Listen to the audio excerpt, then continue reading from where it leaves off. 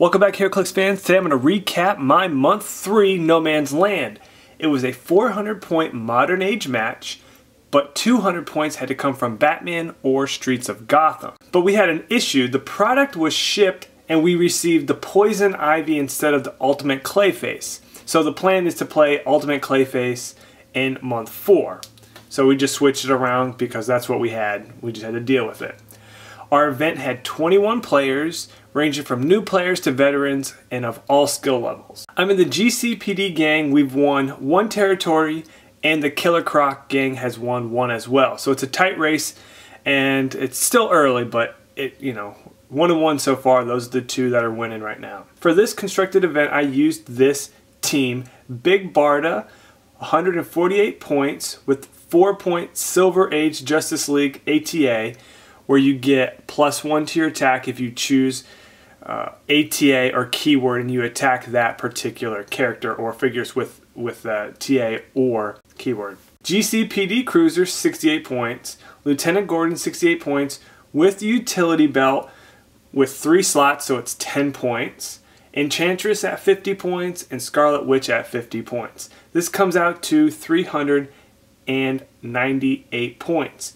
There was 7 different teams that had Big Barda, so she was the most popular character in the tournament, and I was the only one that played the GCPD Cruiser.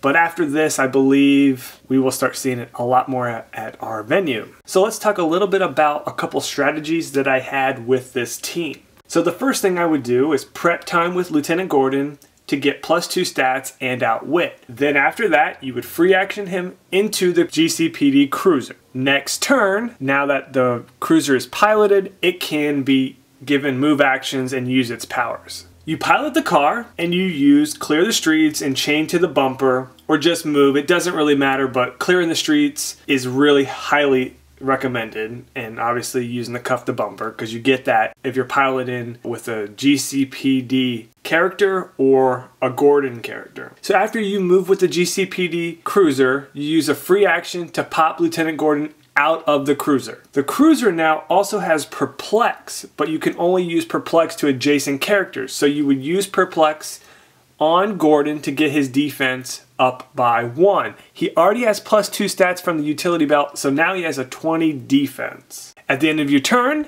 you clear Gordon, and don't forget, Gordon, because he has utility belt, you have outwit at that moment, so you could use that outwit. So step 3, your turn 3, he's cleared and he's ready to go. You can attack with Gordon, you can use your Perplex from the car because you're adjacent. Lieutenant Gordon now has a 12 attack, he has running shot, 4 damage, and you have the outwit. You get the +2 stats, that's why you have a 12 attack and 4 damage. And you have that Perplex, so you could do 13 attack, Perplex up your defense if you like, or Perplex up to 5 damage. Step 4, now after you attacked and you dealt damage, use a free action to put Gordon back into the GCPD Cruiser. And at the end of your turn, you would normally roll for the utility belt.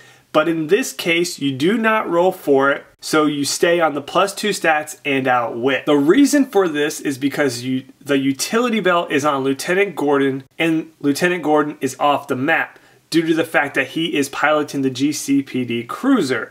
At any time a figure is off the map, those powers are not in effect. So the utility belt is not in effect at this moment because the character that it's on is not on the map. So it's not on the map as well, which means you could potentially keep +2 stats the whole game if you keep up this combo. It's very broken. I kind of want to let you guys know about it just because you may see it and it's kind of going around out there. But that is a really broken combo that you can use with any vehicle. I have a couple more strategies with this team. Use TK with Enchantress to toss out Big Barda and either use her range, charge, or boom tube to get more range. Also, I have Enchantress and Scarlet Witch to prob and be secondary attackers. And the last major strategy goes back to the Cruiser. You use to clear the streets and cuff to the bumper. Then you pull the character away from their team and give them a click of damage because of clear of the streets. You can only move that character 3 squares away within clear line of sight of the location that you moved them from, which is, it's fine and it's plenty. Then use the TK to get Big Barda within charge and range. Have her charge, grab an object, and smash them for lots of damage. And you have 2 probabilities with Enchantress and Scarlet Witch. You have Scarlet Witch Perplex as well. So you have a really, really good chance of just destroying one figure on a turn by using the cruiser to clear the streets, get them out of the way, get them clear, and then charge in with Big Barda. You could also potentially do this, clear the streets. At the end of that action, use a free action to pop Gordon out. He has the +2 stats. Use your Outwit on the defense, and then you can TK Big Barda and do all that as well. So it's really, really, really bad combo when you mix them all together. All in all, this team did very well. Ended up with around 1340 in victory points out of 1600. We went 4 rounds. We had 21 players. And finally, after about 3 months of going 2-1, I finally ended up going 4-0, and I won the tournament. So really happy about that. Finally broke through after a while. Even for such a nasty team, it really wasn't that easy. All my opponents KO'd a couple figures, and in nearly every round I had to go against a Big Barda. I think I went against Big Barda at least 2 rounds. One of the teams I went up against was a full Mystics team, which was the team that really gave me the most problems, and I only won by 20 points on that round, and that was in the 2nd round.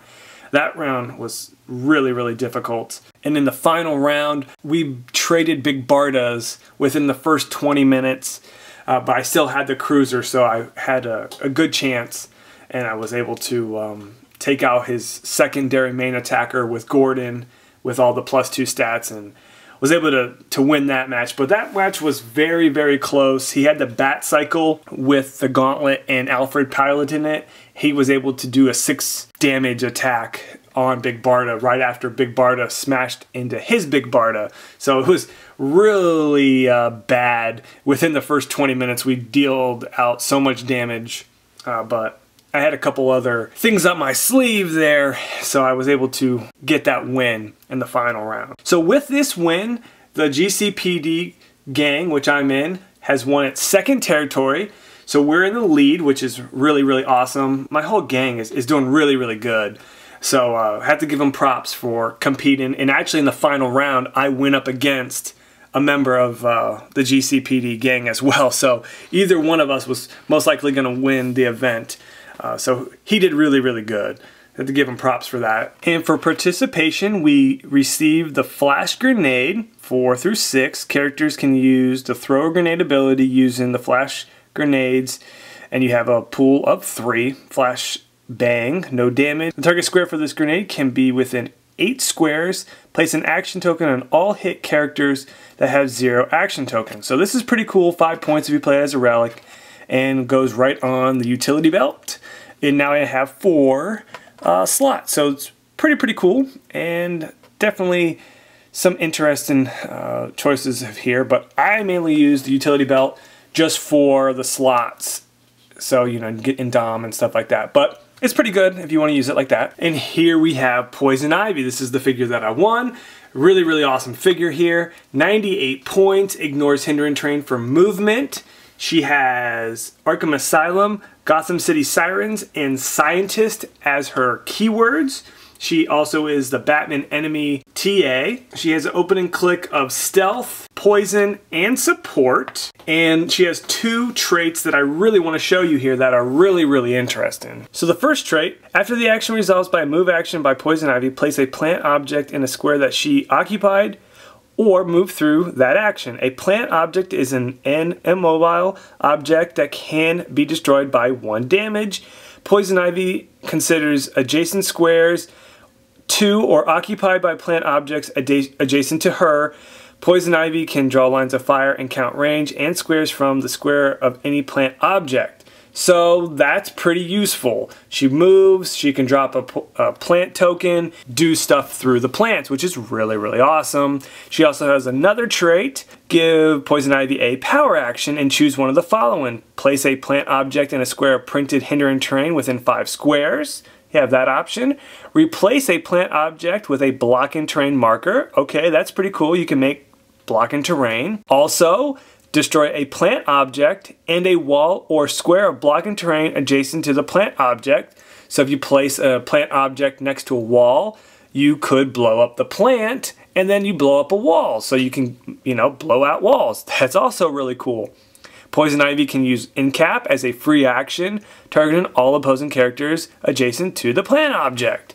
So that's also really, really good. And a rundown of other powers she has, like I said, she starts off with Stealth, she has Mind Control, she starts off with Poison, she has Blades, she starts off with Support here, but she also gains Defend and Regeneration. So this is actually a really, really good prize for this set. Poison Ivy is one of my favorite Batman villains, so I was really excited to win her. And I'm actually happy that the prize support got switched, because I do like Ultimate Clayface, but I really wanted this Poison Ivy. When I saw it previewed, I was like, oh, I really have to do good on that one. And it just, as weird how it all worked out, I just built the team and I didn't know what the prize support was going to be. Thought it was Ultimate Clayface, and it ended up being switched for this. Anyways, it was fun. Overall, it was a great night.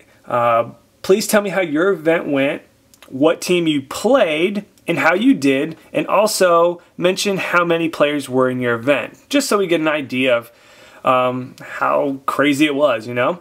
Please like this video, subscribe, and have a good day. And it's Super Bowl Sunday, and who are you rooting for? All right, guys, take it easy. See ya.